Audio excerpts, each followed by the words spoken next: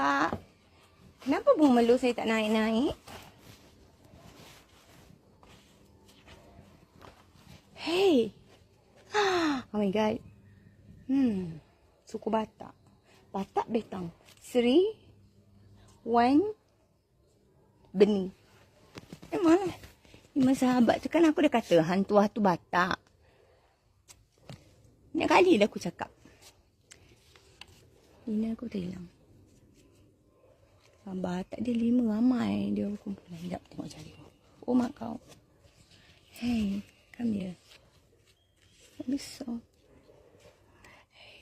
Jamah bangang tu aku tak dapat lagi gambar. Sebab aku dah koyak.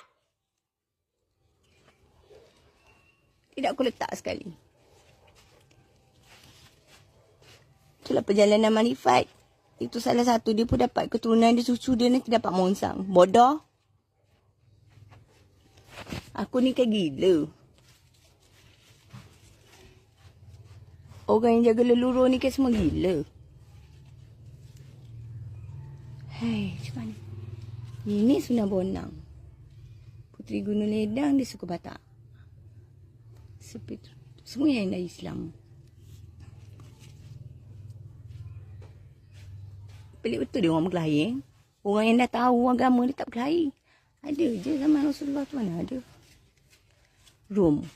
Rom tu suku Dayak mana Rom pun tak nak kahwin dengan ni. Tu duduk jadi orang Batak. Batak itu nak kena cari. Saidina Ali pun 4 sahabat Nabi tu semua orang dia tinggi zaman dia tu. Kita kena tahu sejarah. Zaman kita tu, zaman Nabi tu tinggi. Zaman dinosaur ke zaman apa? Itulah Batak. Pun ada juga orang dunia ni. Dah lupa jati.